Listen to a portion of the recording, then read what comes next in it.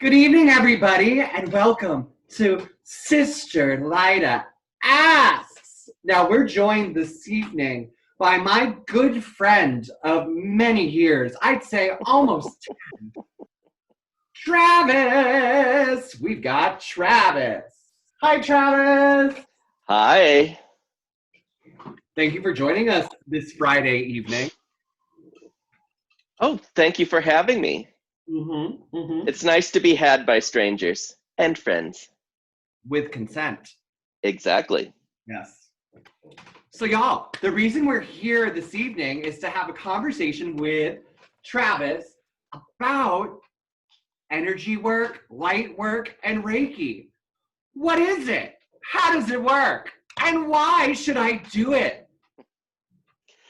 So before we get started, and it's a great question, I just want to make very clear to everybody watching, when I describe how Reiki works, I want you to know that it's how I experience it. It is my experience with Reiki. Um, when I talk in broad overtones, I will be talking about the universal truths that Reiki practitioners all agree on.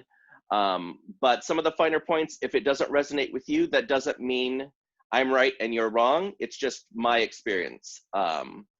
As someone who gives Reiki, I'm very visual when I give Reiki, so I see and feel things more sharply. And not everyone does. Some Reiki practitioners don't see things, they just feel things. So I just want to make very clear that I'll be talking about my experience as a Reiki master teacher. But if you don't have this experience or you have a different one, that is also valid. So I just wanted to get that out of the way at the beginning, because energy work is not religion. Therefore, there's no one right way to be. So I don't want anybody to think, oh, well, this is the way all Reiki is. No, this is my journey through Reiki. So I wanted to clear that up at the beginning. So, Travis, what I love about what you just said is it actually strikes a chord for myself and my sister journey. Now, every house, just like every person who practices Reiki, is different. But here in Boston, the way that we like to educate, some people call them nunlings, some people call them nunions, some people call them junior members, whatever you choose to identify yourself. If you're watching this evening in Boston, we like to equip our junior members with the ability to talk about their experience from their perspective. Now, that means if the Boston Globe comes and talks to them, they can speak about their experience from their perspective, but they cannot speak for the entire Boston organization. So what I liked about what you just set up was the similarity that I see is that you don't want to speak for every energy healer or every energy practitioner out there.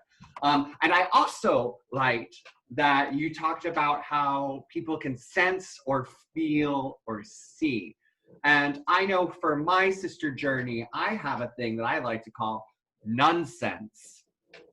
Now, Rue McClanahan would say that nonsense is habit. I It think is. that's what people say.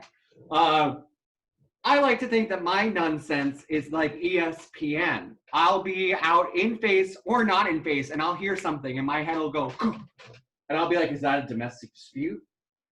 Do I observe? Do I interact? What do you do? And so I love that for you, energy work is something that it's tangible. So that's very interesting. So tell us a little more, please. Okay, the basic fundamentals of Reiki is this. Reiki is the energy of the universe. One thing we know from science is that that energy cannot be created or destroyed. It just changes. So Reiki is what brought us into being. Reiki is the energy that makes up everything in the universe, from atoms to fully formed human beings, or anything, is all permeated with Reiki energy. And as a Reiki practitioner, I am not telling the energy what to do. what I am doing when I giving someone a Reiki treatment, I am first and foremost figuring out where in their body I feel that the energy is trapped.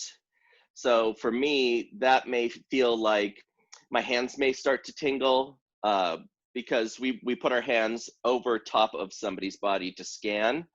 And I can feel where there are either pockets where there's no energy or low energy, or places where there's really high. And the point of a Reiki session is to smooth it all out, so that you don't have, because let's say you have something going on. I don't want to say a heart attack because that's a little bit too serious, but let's say you've got some heartache and I were to scan you and you hadn't told me anything. I might feel more energy here, or I might feel that because of your heartbreak, whether that be loss of a relationship, someone passing on, anything that may cause you emotional hurt, you may also have diverted energy from here on a subconscious level, because you're like, I can't deal with that right now, so I'm going to push it down. So it could either be negative energy trapped in a spot, and I try and feel it and draw it out and smooth it away, or I need to get you energy in there so that your whole body is in alignment. And what I mean by alignment is the chakra points, the 7 chakra points on the body. There's the crown, which is your connection to the divine. There's the third eye, which helps us with creativity. It's not just seeing beyond the veil into, what happens after this. It's kind of like that. You're seeing past the veil into what comes next, getting glimpses. Obviously, well, not necessarily, obviously, I don't necessarily have a lot of contact beyond this plane of existence, except through my guides, and occasionally occasionally somebody's relatives will show up while I'm giving a treatment to provide support for me, or to just show that they are present and providing their love and comfort for the person upon whom I'm performing Reiki. So sometimes I'll see them with the aid of my third eye chakra. Then you have your throat chakra, and that is where, a lot of people will have closed off energy here if they've ever been told that their opinions aren't valid, or that because of who they are or how they present themselves to the world, their opinions don't matter. So a lot of people have trauma here. Then we have the heart chakra. And obviously that deals with love and emotions. What comes next after the throat chakra? Because a lot of people carry that trauma with them.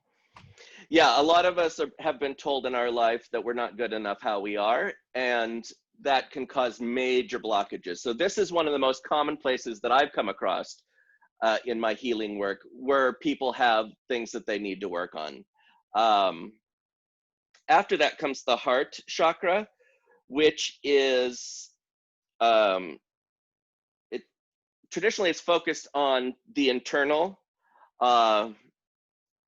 how you see inside yourself, your emotions, heartache, all sorts of internalized stuff will happen in the heart. And this is on a metaphysical, subconscious level. This is not you're actively saying, my heart is terrible, or my third eye is terrible, or my throat is, these are just things that happen to the energy points on the body where the energy gets trapped, or places where we kick out the energy because we can't deal with it at the time. Mm-hmm.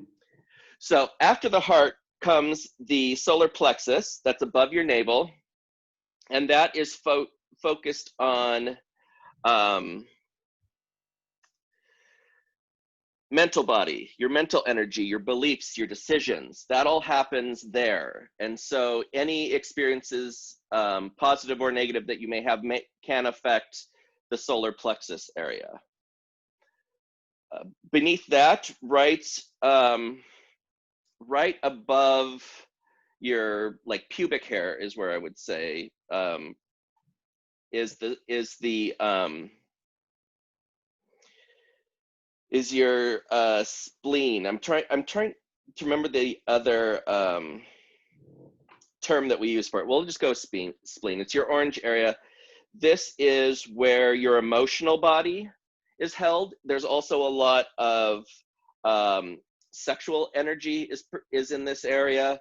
So any sort of sexual trauma, you'll often have issues in that area.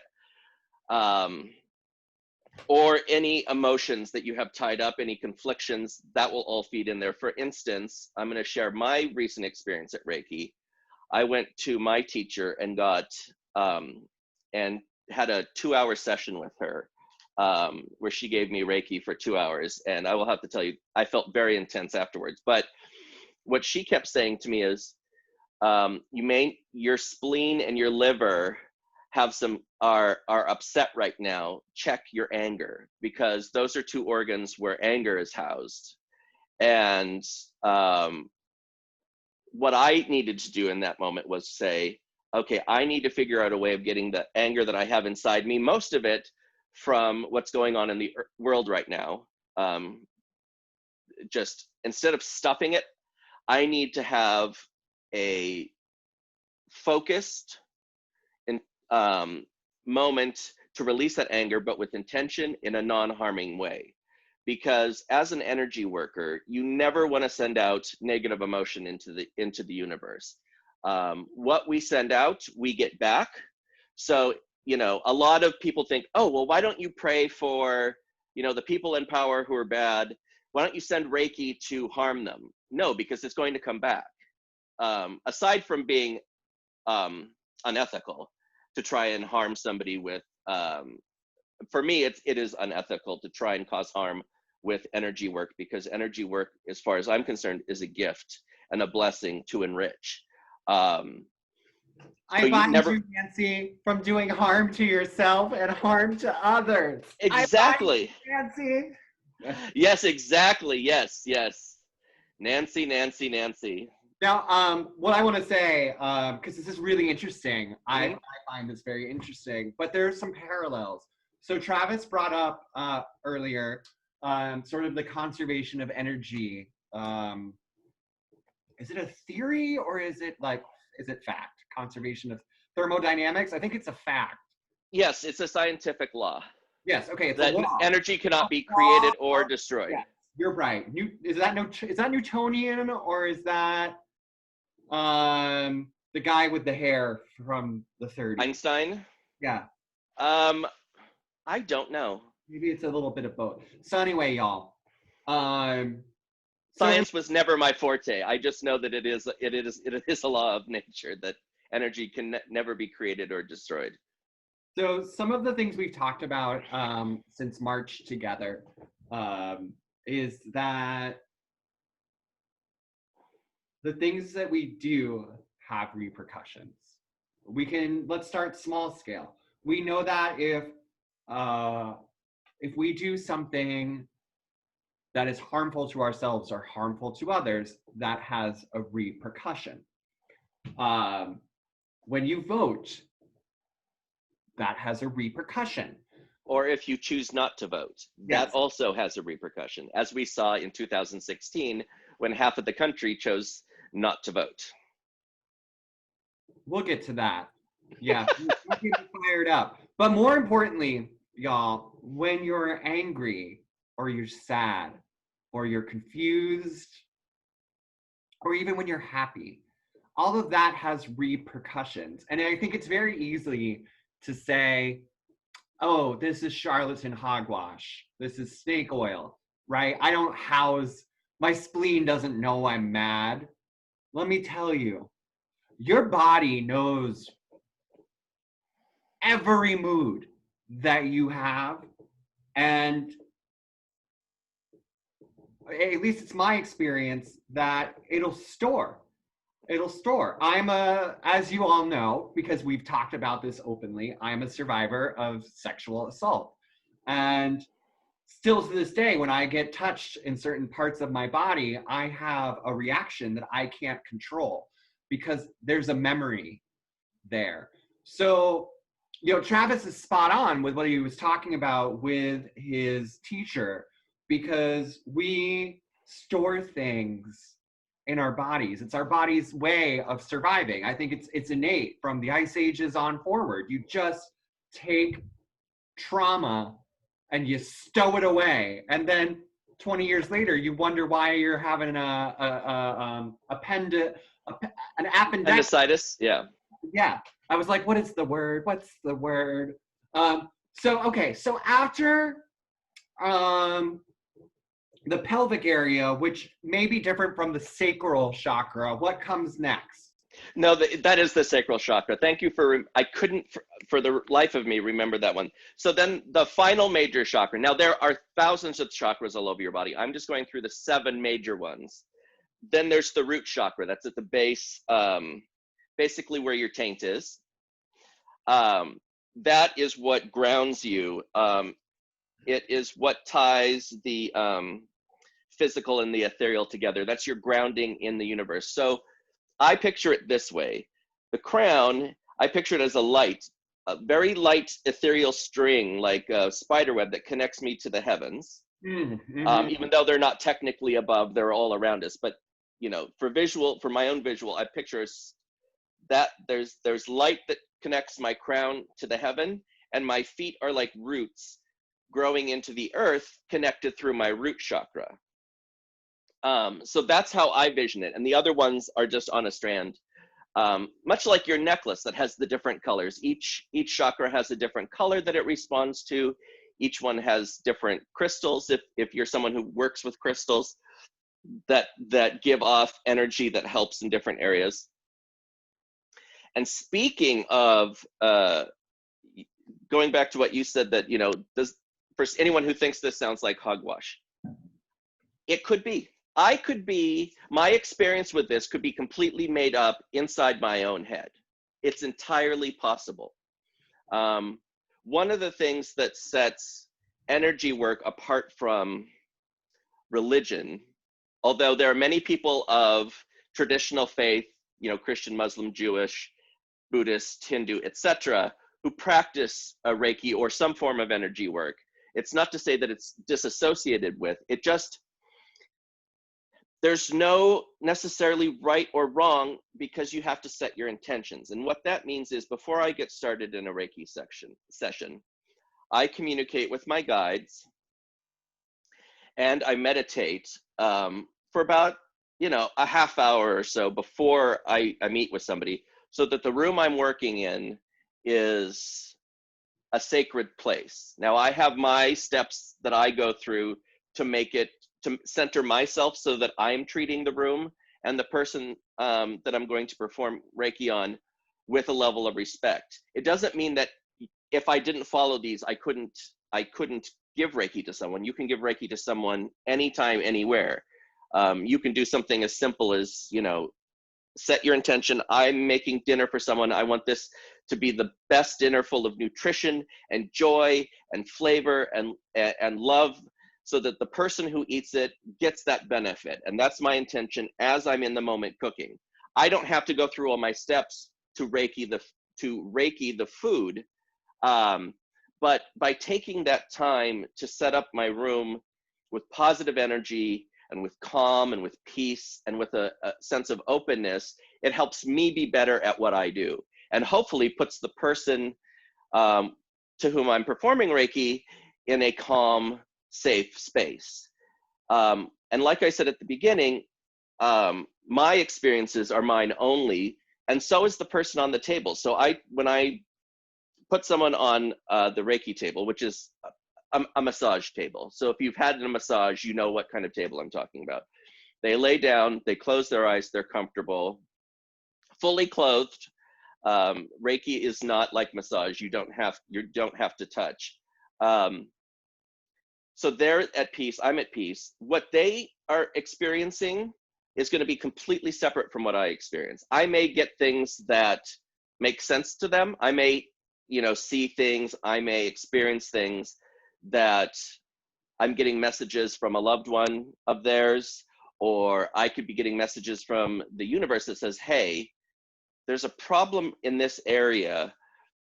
You might want to talk to them and see if there's something underlying that, you know, like with my teacher, if she felt anger and energy in my liver and my spleen, so she talked to me about that afterwards, and then my mind was like, I know what that is. So whether I got that information directly from my guides or whether I had that conversation in my head with myself, it doesn't really matter at the end of the day, because the realization still happened. So what I want to highlight, what I find so fascinating, and so important on the holistic level, you know, modern science and modern medicine, very important. I'm not saying throw it away, but what I am saying is, if you had massage, if you've done yoga, if you haven't done Reiki yet, or if you've had an interaction with a sister or some other energetic being, what Travis mentioned was, you know, spirit or God or source energy or the Big Bang. The Reiki is a non-spiritual expression of energy, not even expression, it is energy. It's energy. So the takeaway from these half an hour, 2-hour sessions, if you happen to find yourself on a Reiki table or giving this work, is that it is one cognizant being or energy making time and awareness for another energetic being or energy. And it's the same, I think, as seeing a psychotherapist. All of these things can tie in together. Like, so first of all, none of you are broken. You are all beautiful the way you are.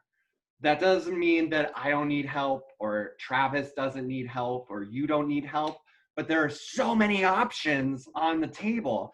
And if one doesn't work, the other might, or the combination of the two might be enough to light up your spleen or your brain to go, oh, I haven't thought about that thing in 35 years, but I've carried that with me. And I don't think I need to. I don't think I need to care. And so I think that our end goal as healers, or whatever any of you like to define a sister as, if it's a spiritual being or an ethereal being or a fart on a wind, whatever we are, our universal goal through these practices is to help people unlock authentic peace and joy. Joy doesn't mean happiness, but it does mean I'm alive. Like, I'm alive. So what I want to ask you, Travis, did you get through? I think you got through the chakras. I did.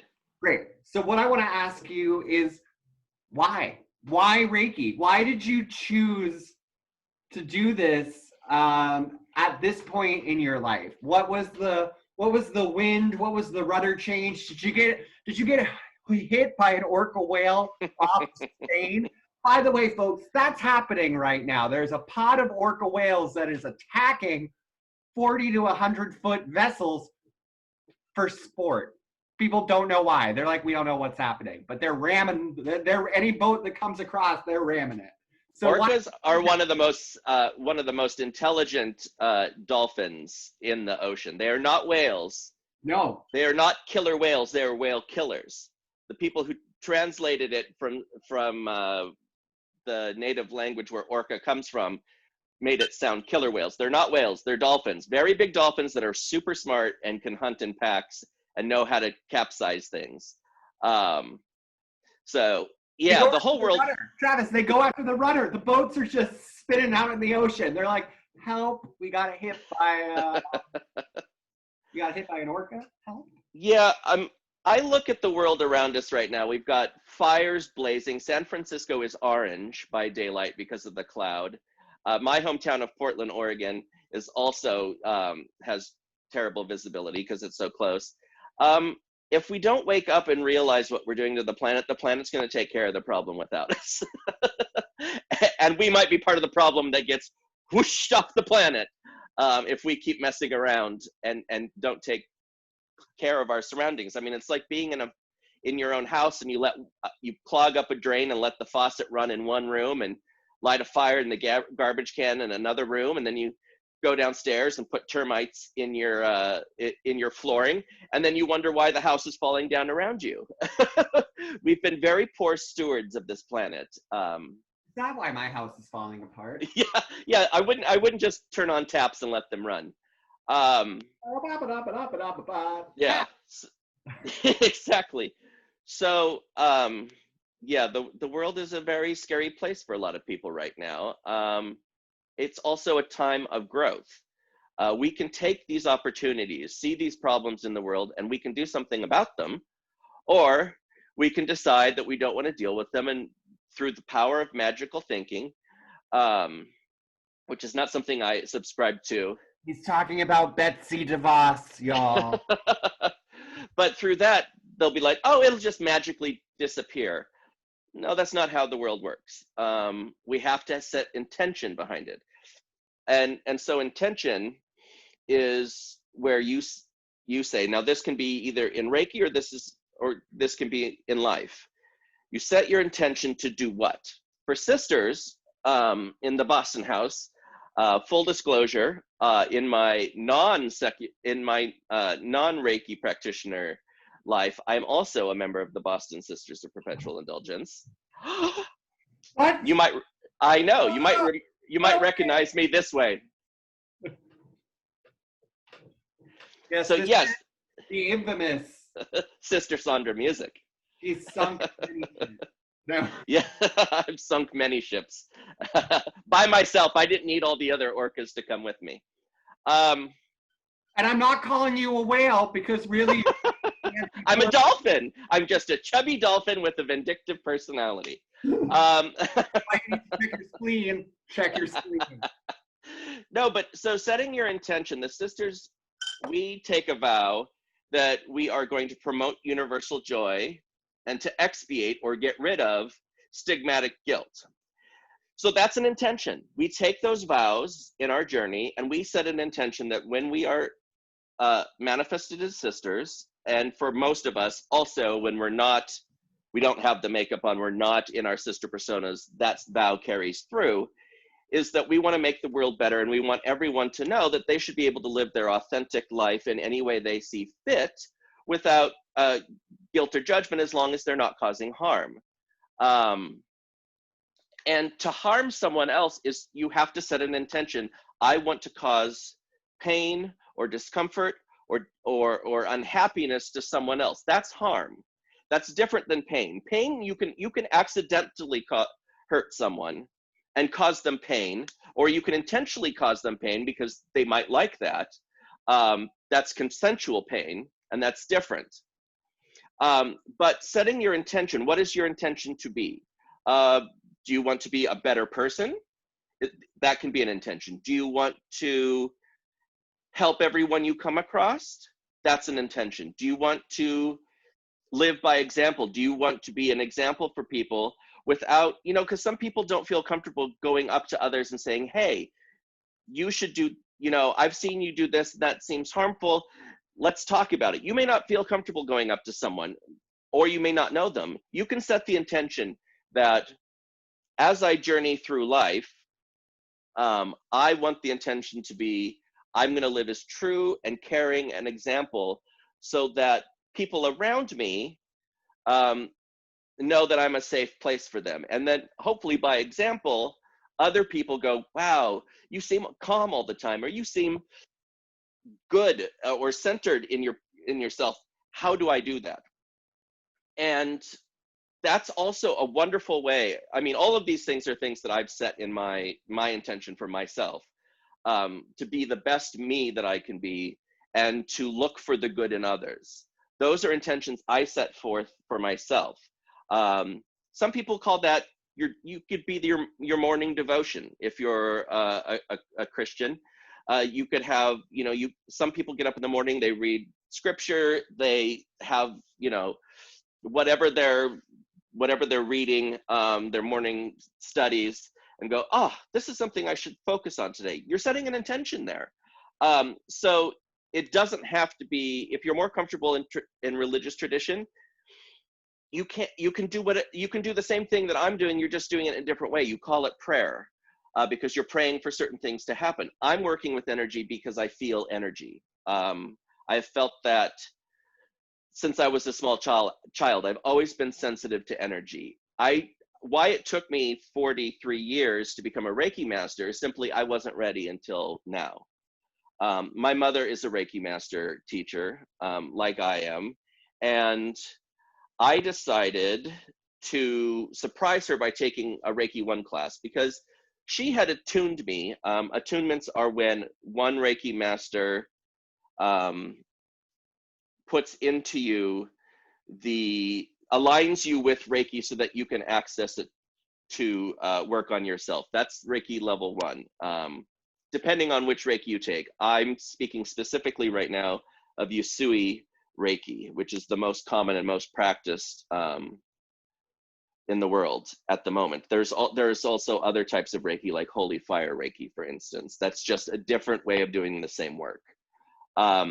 So at Reiki level 2, you focus on Reiki to animals or to other people, and then Reiki 3 is to teach and to pass on Reiki to other people. So that's to give you just a brief understanding. I'm not going to try and teach a class right now. So when you're being attuned, you sit still and you're calling forth your guides, or discovering your guides for the first time. Now, guides are not necessarily dead people. They're not necessarily human beings. They could be angels. They could be animals. They could be people who have lived and crossed over, and they finished their time on Earth, and now there's something more. But they can be aliens. They could be anything. I don't mean that tongue in cheek. They can be source energy that is not terrestrial. Mm-hmm. Correct. They could also be, maybe you have a sentient tree that calls to you. Maybe in your mind, that's how your guide comes to you. When you're having and the tree that set good boundaries. Oh gosh, that book, The Giving Tree. It's beautiful and horrible at the same time. It set a lot of us caregivers up to drain ourselves completely for someone else. Just here, take my arms, take my legs, take my, yeah. I have nothing left to give. Then sit on me. Then sit on my stump. Yeah. That's a whole nother discussion. So here's what guides and what you visualize are. They're going to communicate with you in ways that make sense to you. So if you say, oh, well, I feel this, but I'm sure I made it up because I'm really into Norse gods, so getting Thor as my guide, that's just me making it up. No, what happens is your guides present themselves in a way that you will understand. For instance, one of my guides, and I've just checked for consent. You should always check with your guides for consent before you talk about them, because the experiences you have with your guides are personal. You need to treat it like having a heart-to-heart with your best friend. You don't go telling their story without their permission. So one of my guides is Poseidon, the god of the sea. Whether or not Poseidon ever existed on Earth, or if it's just another entity whose power is centered in water, it doesn't really matter to me how that is. They're communicating with me that if I feel the need for energy that is of a healing, because I see healing as water being a healer. So for me, when I sense that Poseidon needs to come in for to help me with my treatment, it means that someone needs some healing in a soft, soothing way, because water kind of envelops you and it makes you feel safe. That's my experience. Someone else who works in elements may see water as a change maker. We're rushing through canyons and making the world different. Look at the Grand Canyon. It was made by water. All of that was because water ran through it and eroded, and then it also had wind coming through to do erosion. Water can be very powerful, but when I practice Reiki, what I see water as is being healing.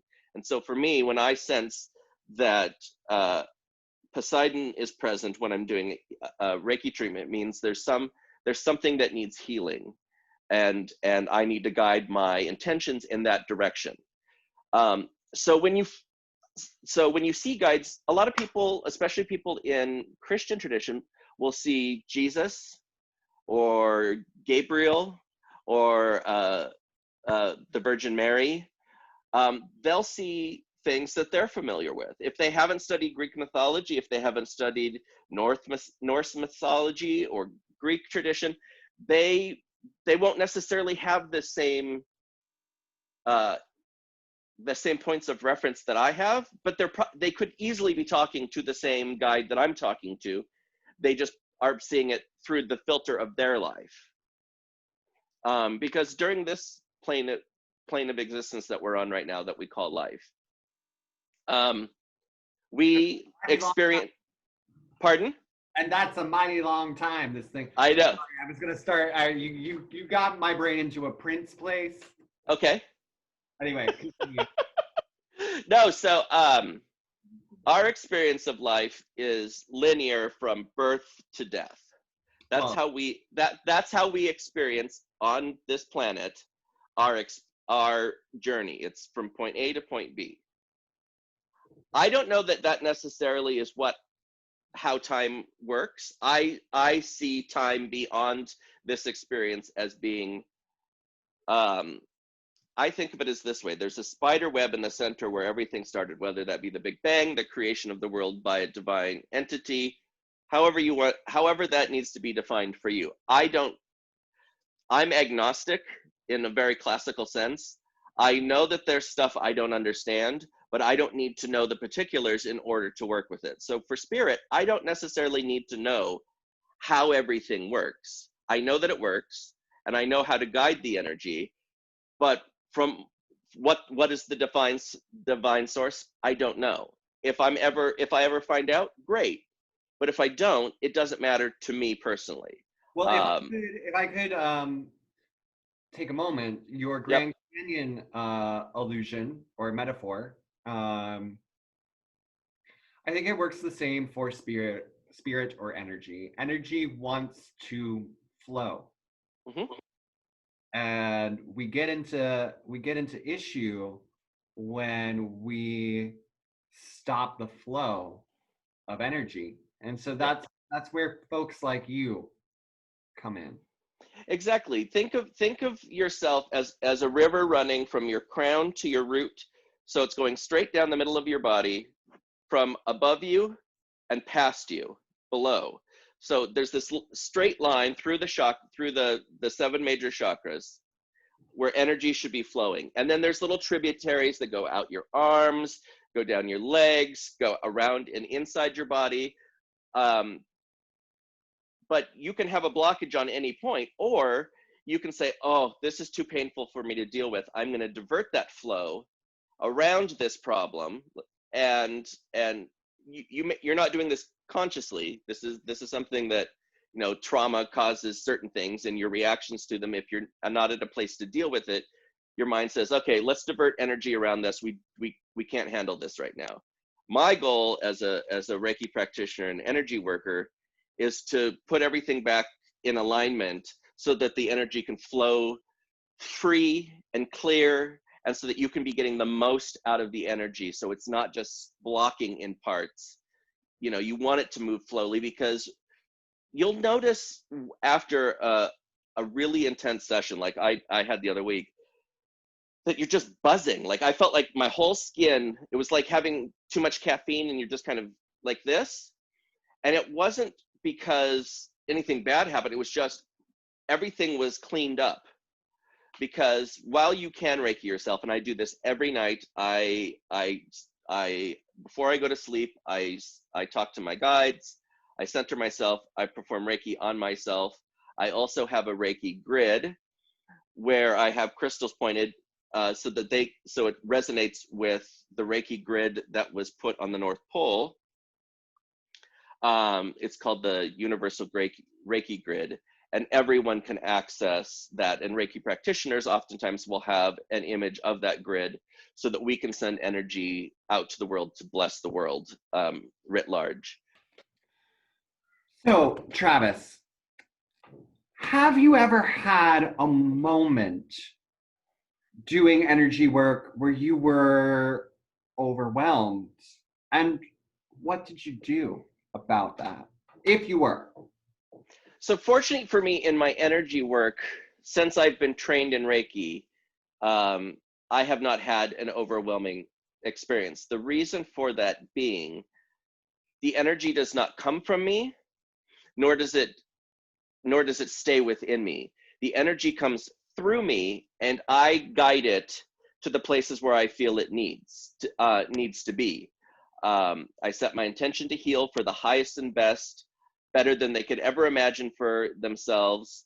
And I ask that my guides and Reiki itself, the energy, to go where it's most needed and beneficial. That way, if what I'm experiencing is filtered through my lens and it may not be correct, I'm not worried about jeopardizing the other person through the energy work. So I know that the energy, because the intention is to heal for their highest and best, is going to do what it needs to do. Prior to being Reiki trained, though, I have had many, many moments where I've been overwhelmed by energy. And the reason is I'm an empath. And what an empath is, which you know from experience, is to varying degrees, we feel the energy and emotions of others as though they are our own. Without everything. Of everything. Yeah. Everything. Could be a toaster. No, yeah. We feel it from everything. Yeah. Yes. Yeah. And if you are not able to shield yourself, either through pharmacological means or through different rituals and practices that energy workers use, such as imagining a light that goes over your whole body and shields you from the emotions of others. That's, for instance, one technique. It manifests. Pyramid. You use a pyramid? Crystal pyramid. Yeah, mine is a cocoon. Yeah, before every event, I build the walls. The sisters have seen me do it. I paint it out with my hands so that I know that I can do what I have to do without taking home unnecessary collateral damage. So you were mentioning with Reiki, it's like the energy moves from spirit or the divine or the universe through you out whatever appendage you're using, yep, and into the receptive areas or field of the client. And I often think that sistering is that energetic system, but set on reverse, that we're like Dysons, that we come into a room, find who needs us, whether it's for a happy moment or a sad moment, and we either amplify the happy moments, or sisters, I know we end up taking some of the burden. We're not, it's never my goal. And so this is what I would tell when I was Mistress of Novices at Boston. I would say to the initiates, your job isn't to take someone's pain away, because when you do that, you're also taking the lesson, and the lesson will continue to come back to this person until they've learned the lesson. So don't solve the problem, but be present for the problem. Be aware. Say, I see what you're talking about. That's horrible. But you end up, like this veil, you end up taking a little bit of it with you when you walk away. So it's so important to regardless of which way the energy flows, whether you're sending it out because it's coming through you or you're taking it up. Because you're passing it back on to spirit for spirit Yes, to deal or with. I root it. I root my energy back into the earth. And, you know, I set intention, just like we were talking about how you could be mad and that might anchor in your spleen. So somebody, Travis could be upset and I could go, Travis, you're upset. Let me comfort you. And then I could make Thomas upset by unmeaningfully transferring Travis' energy through me as a conduit onto Thomas. And so I send mine into the earth through my root chakra because the way I view my energy system is it's a one-way path. Energy generally 99% of the time comes from the stars or the heavens. And then anything that has to be filtered goes into the bedrock. So I think what you were mentioning, because I had asked you if something ever has been too overwhelming for you, all of those skills are important, regardless of if you're a mental health professional, if you're a doctor, if you're just making someone a sandwich, irregardless of what you're doing, it's important. And if you're hanging out with people that project energy that is negative to you, whether that be they're stressed, if you're an empath, if you're someone like us, it's very easy if you don't set your intention to not take on others' energy, to then become whatever the energy is in the room. For me, I have to deal with it on two levels. One, because I have chronic anxiety and depression, I need medication because I can't be present and focused without the chemicals in my body being under control. And that is what is right for me. So some people can say, the energy of the universe can conquer all, you don't need medicine. And if that's the path that they wish to follow, I'm not going to stand in their way. But for me personally, I know that my mind, being an organ in my body, needs to be taken care of by a healthcare professional. I need to have medications that allow my mind to not have to deal with all the stuff that it's picking up or creating that has nothing to do with me as a being, has nothing to do with me personally. It's just that part of the body does not work the way it should work. Therefore, I have to treat it. And because it's treated, now it's easier for me to shield and not take on other people's emotions because I don't have my own emotions running rampant through my head because I have something going on in my brain that isn't doing what it should. Some people think, oh, if you're into Reiki or if you're into spiritualism, that means you don't like medicine. And like we said at the beginning, this is not to replace, this is just to talk about this as itself. So yes, shielding is important because you don't want to take energy on, you want to take it through and out, whether that's up, out, down, however you visualize the energy. Yeah, it's coming through you, but it's not staying and setting up shop. Yeah, do not welcome that in. You just say, no. Thank you, I acknowledge you, you're doing a good job, go on. No, the only energy that you should be bringing, that you should be keeping within you, is what comes purely from above. What you ask for. From spirit, when you ask for it, yes. You want to bring it in with an intention. You don't want to take energy from other people to collect, and you also don't want to send energy that's from you. You need to send it from someplace else because we have finite amount of energy stored within us, whereas the universe has all. So you can it has a limitless supply because all the energy in the universe that changes and as it goes, all goes back to the source. Very astute, very wise. Now, I have a few more things that I'd like to talk about, but I want to ask your consent if you'd be willing, when we close this circle, this moment together, would you be open to sharing some type of meditational offering that we can all participate in? Is that something you'd be comfortable with? I'd be more than happy to. Buckle in, everybody. All right, we're in for a treat. Now, speaking of buckling in and the importance of science, just like Travis takes medications to help balance his brain where he would like it, we also need to think about the upcoming flu and the COVID-19 pandemic that we're still in. So science is rushing very fast, and that is not necessarily a bad thing. I know in Boston, we have Fenway Community Health, which is an amazing, amazing health center.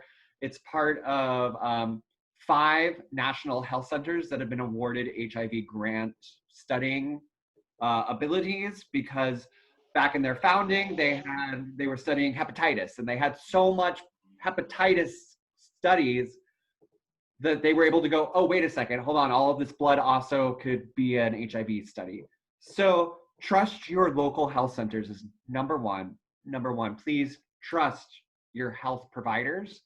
So please get your flu vaccine tomorrow or this weekend.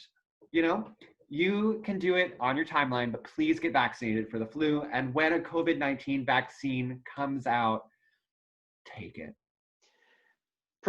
I'll put a proviso in there, just because my last job was working with a biopharmaceutical here in Massachusetts, and the one thing I learned, if a vaccine comes from a reputable company, and I believe it was 7 CEOs from major pharmaceuticals worldwide said that they will not rush something, they will not rush the science, they will wait for the science to commit. It could be a while before we get COVID. If one comes out before and the person touting it is not a scientist, no disparagement to the MyPillow guy, but I don't trust that he has a science background to create a COVID cure through a pillow. But it's, no. Yes, I know. But if it's coming from someone reputable, and I'm just going to name off a few: AstraZeneca, Pfizer, Celgene, any of these big ones, they are not going to put something on the market that's going to kill people, because they have money invested in all their other drugs. And if they started killing people with a vaccine, it would cause a major problem. So if you can't trust that they'll do it because they're kind or good people, remember this: these big companies make a lot of money by making medication.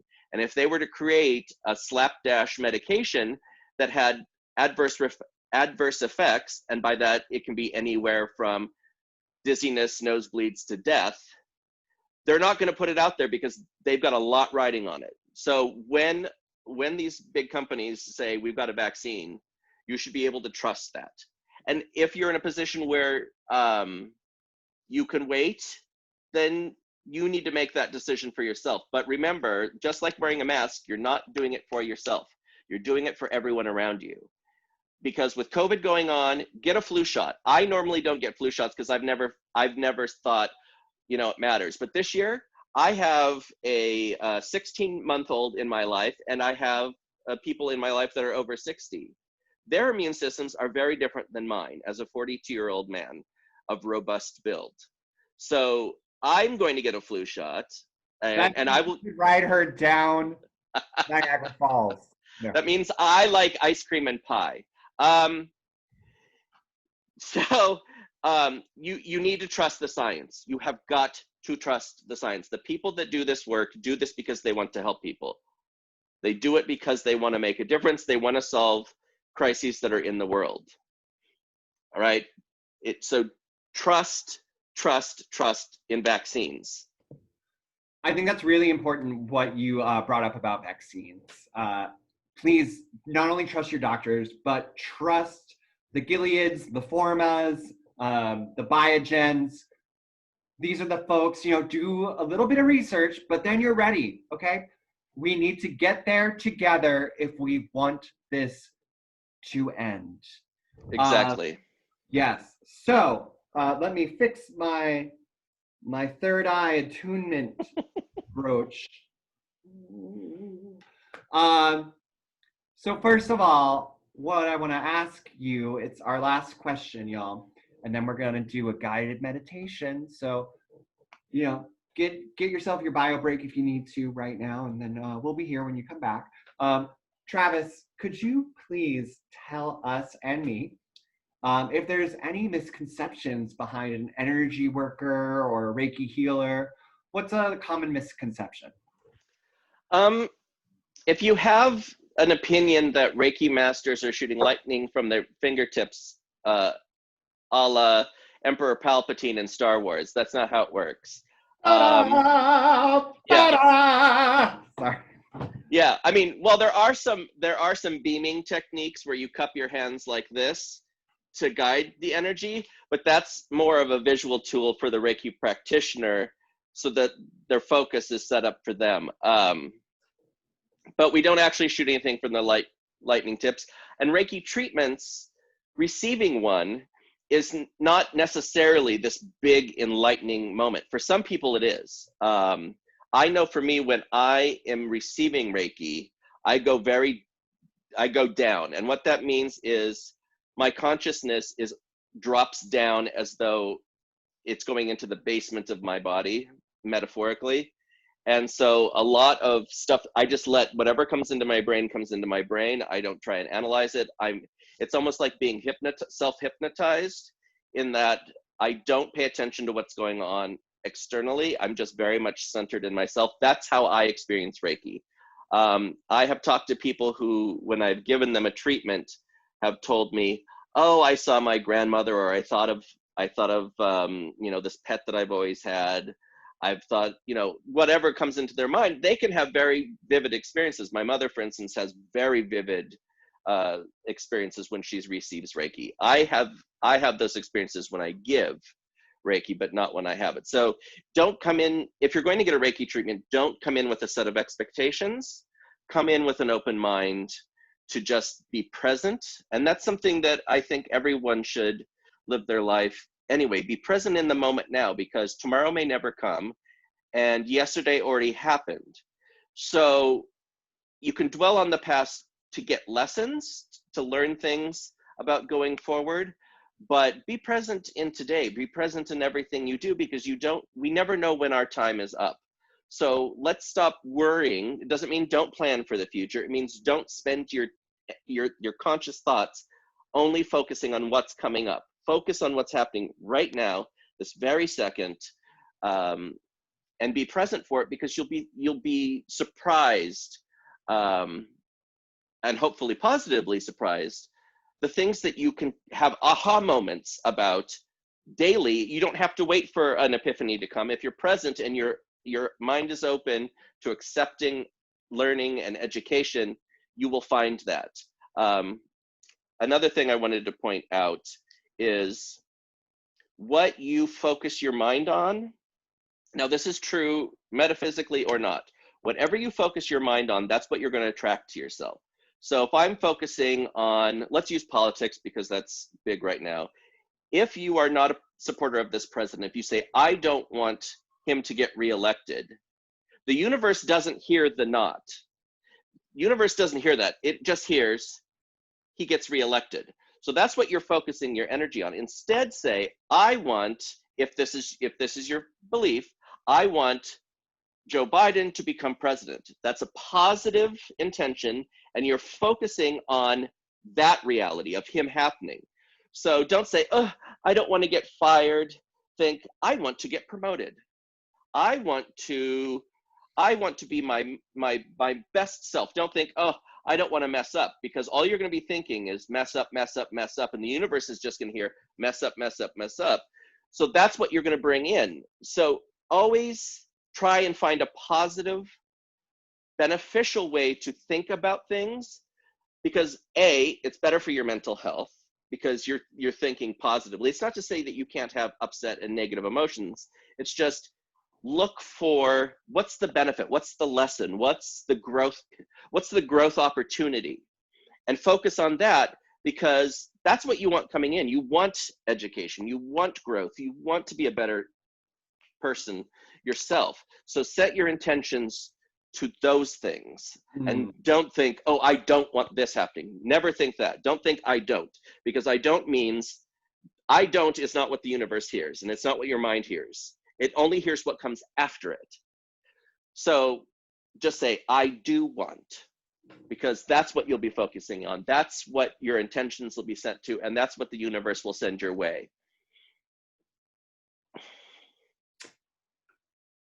Oh, profound.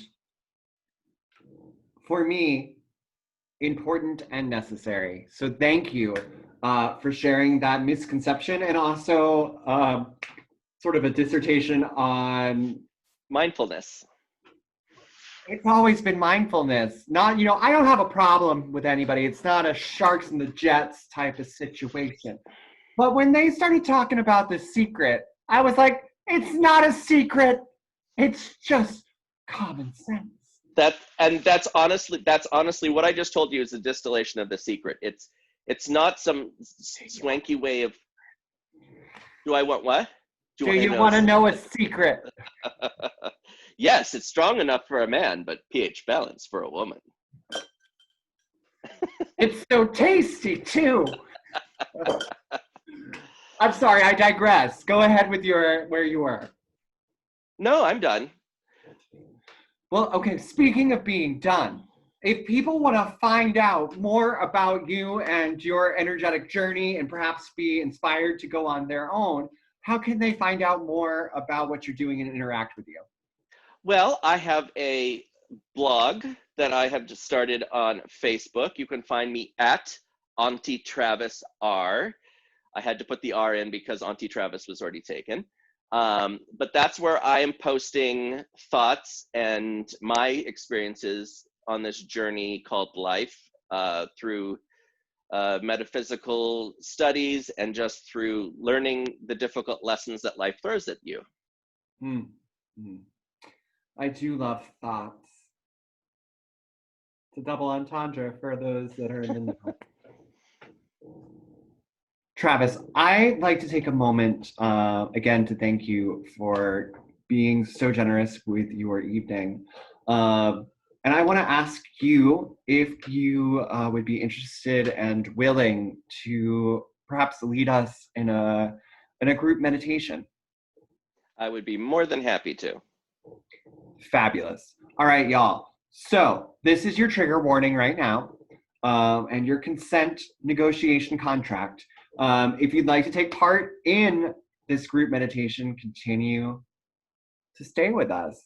And if you're going to be on your way out because you do not want to take part of the group meditation, let me tell you about AIDS Walk Boston. So AIDS Action Committee and Fenway Community Health this year are working on the AIDS Walk Boston. We do it every year, and it usually happens in the spring. And Travis, aka Sister, aka Sister Sandra Music, usually handles and steers the sisters' response. So you can find us. Travis has registered us as a walking group. You can find us. We're going to post the links right below, and you can yourself register to do the AIDS walk. Now, it's all based on what you're able and comfortable doing. All right. So you can either walk 3 miles digitally, or you can give us your money, because we're not going to judge you for what you do in the comfort of your home. Open a Ben & Jerry's and donate to help people with HIV. We love you. So head on to the link. It's below. Type it in. We'll make it a bit.ly. It's going to be easy for you.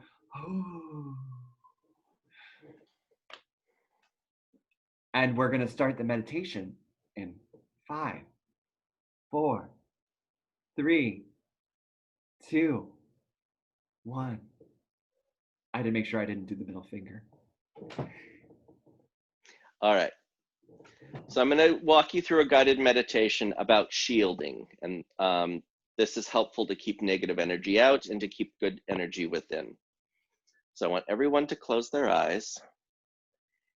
And we're going to inhale and exhale. In through the nose, out through the mouth. Inhale, exhale. Now that you've got the rhythm, inhale, exhale. I want you to picture that you are in a dark space, not scary, just dark, no light whatsoever. You're surrounded by blackness, breathing in and breathing out. You are at peace, you are comfortable, and you notice in front of you a pinprick of light. And as it moves closer and you move closer to it, it expands. It is a warm, comforting light, kind of like stepping out of the house on the first warm day of summer. And as it grows and it grows, it envelops you. And now you're completely surrounded in light. Now that light may take many forms. It could form around you like a second skin.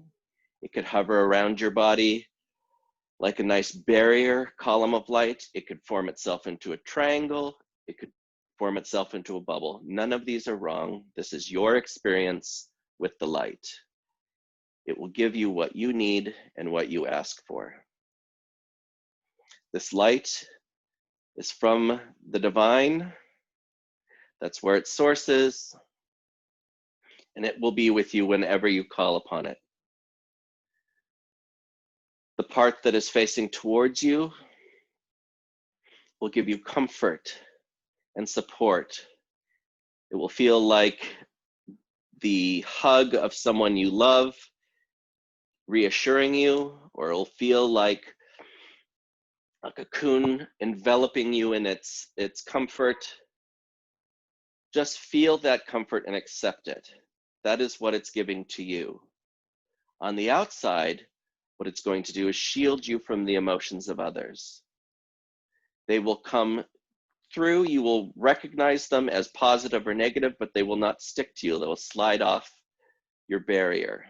This barrier is to protect you from taking on the emotions and energies of others while staying true to the energy of yourself and your own truth.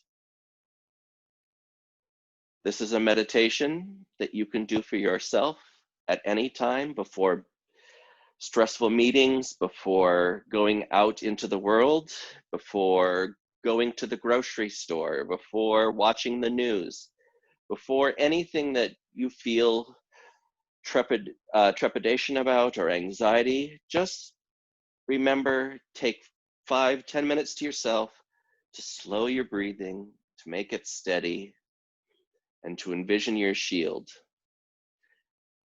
Notice I didn't say what color the light was. I didn't tell you how it had to shape itself. This is for you and you alone. You can share this information with others, or you can keep it close to yourself. This can be your private, safe space that you take with you everywhere you go. For as long as you have a brain to think it, you can manifest it, and this will be your safety when going out through the world. I hope you enjoyed this session of Lida Asks, and I hope you have a wonderful, wonderful day. Namaste.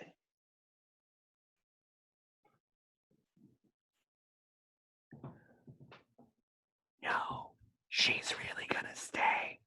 If you don't turn off the video now, she'll stay with you all night. We love you. See you next week. We interrupt this scheduled reading with a sister to tell you about Taste of the South End. That's right, AIDS Action Committee is pairing with the Boston Sisters of Perpetual Indulgence to deliver this virtual version of an event that we all love. It's Taste of the South End. Sign up now and join us then. Thank you so much for joining us for another reading with the sisters. Earlier in the program, we talked about AIDS Action Committee. You can help out by joining the sisters team for AIDS Walk Boston. This year, we're going to hold a virtual walk. The sisters also happen to be cleaning up the streets of Boston. We'll be walking 3 miles every 3 weeks, so join us at the dates below and sign up for AIDS Walk Boston.